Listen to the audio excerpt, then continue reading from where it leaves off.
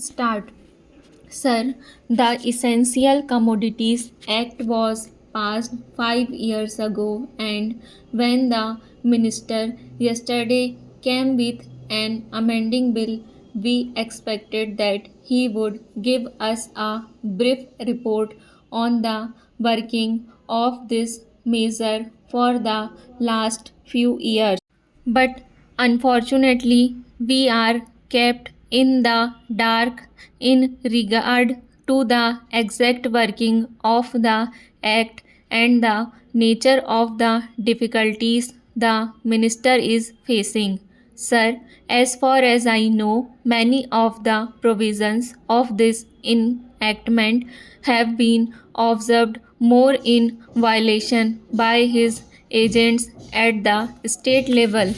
The food minister may be very earnest, may be very able, and may be very anxious to see that the various provisions of the Act are implemented in the most effective manner at the state level.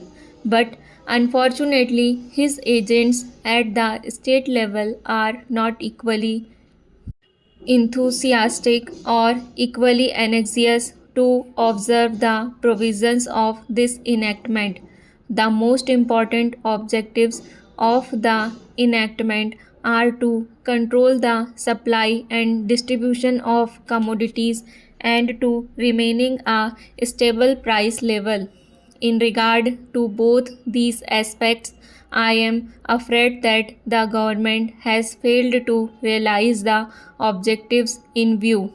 Sometime the past, when there was scarcity of food grains, attempts were made to make procurement from certain wholesale merchant and from rice mills.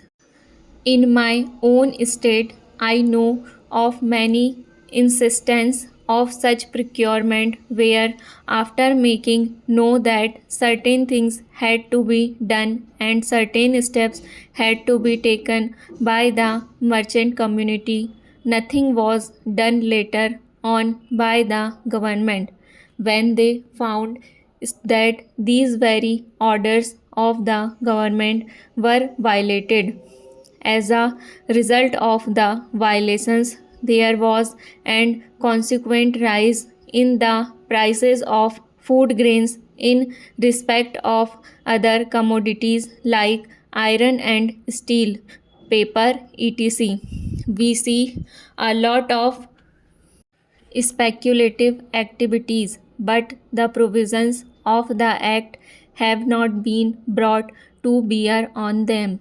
Perhaps no case of prosecution was launched against those people who contravened the various provisions of the Act.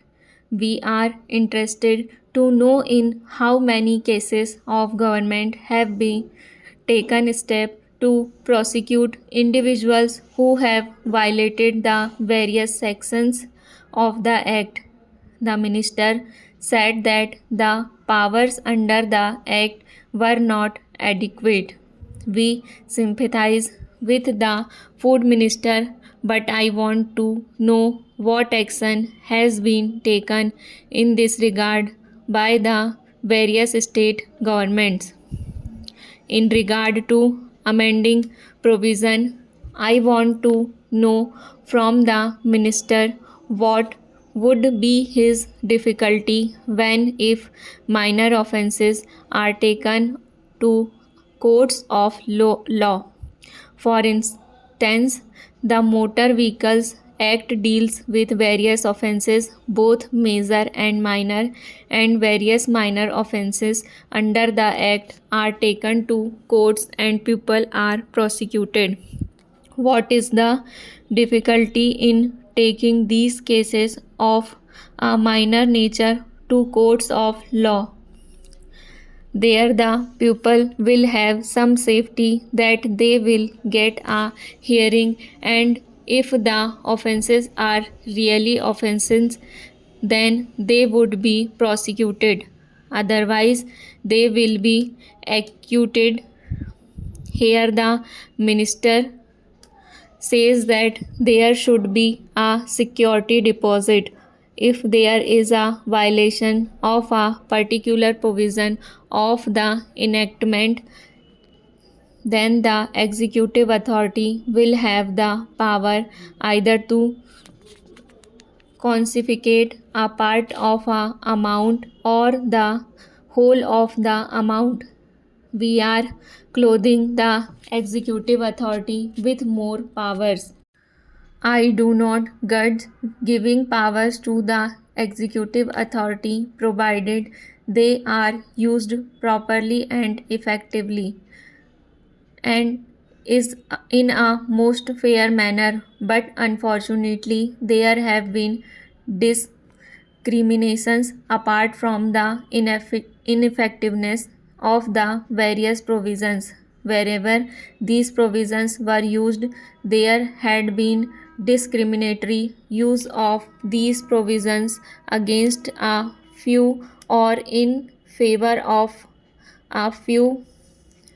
Normally, when officers are clothed with more powers, there is large scope for corruption.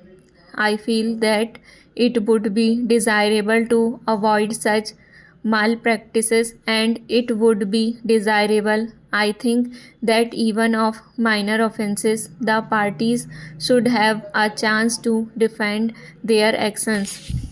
I do not think that this problem of dealing with minor offences will become complex or complicated in any way if we take them to courts of law.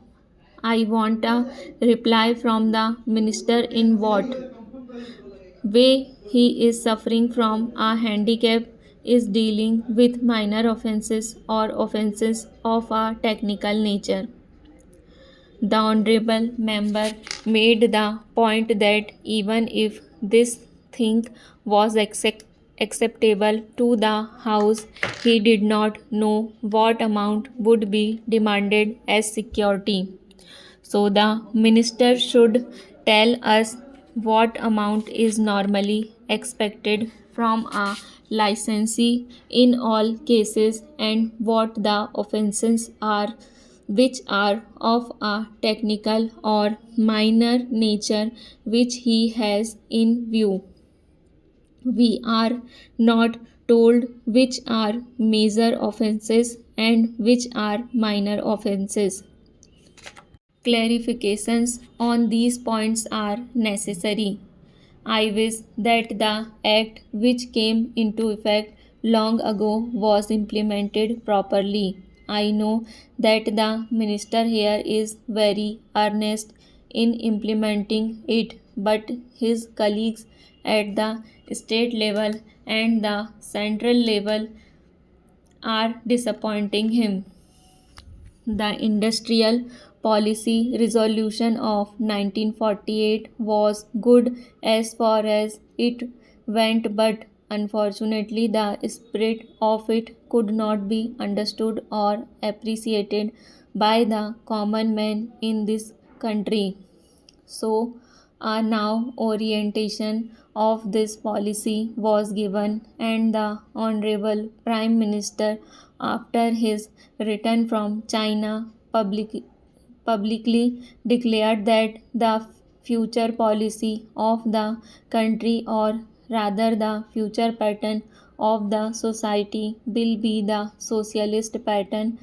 That was further emphasized by the resolution passed at the Awadi session of the Congress and later reiterated by Sri Devar, President of the Indian National Congress. I am very glad to say that the spirit of it has been caught by the nation today.